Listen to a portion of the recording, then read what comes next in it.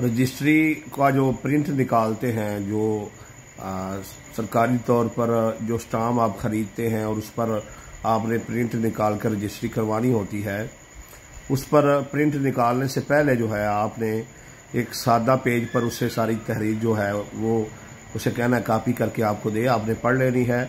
और उसमें आपने ये चेक करना है कि आपका नाम ठीक लिखा है, आपकी बल्दियत जो है वो ठीक लिखी है, आप बेचने वाले हैं या ख़रीदने वाले हैं। उसके बाद जो दूसरा बंदा है जो बेच रहा है या ख़रीद रहा है, यानी आप बेचने वाले हैं, आप अपना नाम चेक करें और ख़रीदार का नाम और बल्दियत चेक करें। उसके बाद ये चेक करें कि रकबा जितना बेचा जा रहा है उतने मरले लिखे हुए हैं। उसके बाद हदूद अरबा चेक करें कि हदूद अरबा ठीक लिखा हुआ है। उसके बाद पेमेंट चेक करें कि यानी अगर लिखा है 20 लाख रुपया तो उसमें ये सतर भी लिखी होगी कि 20 लाख रुपए में ये प्लाट बेचा गया, निसफ जिसके 10 लाख रुपए होते हैं। तो इसको भी आप पढ़ लें।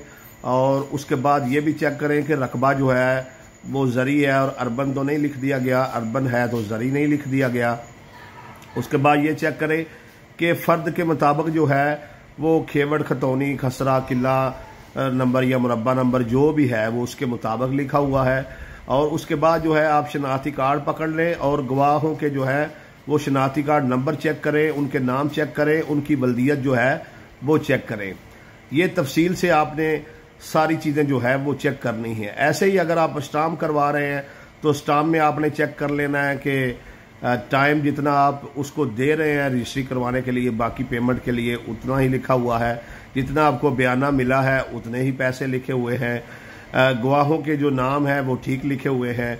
गवाहों पर मौके पर आपने जो है वो सिग्नेचर करवाने हैं और उनको जो है उनके अंगूठे वगैरह लगाने हैं।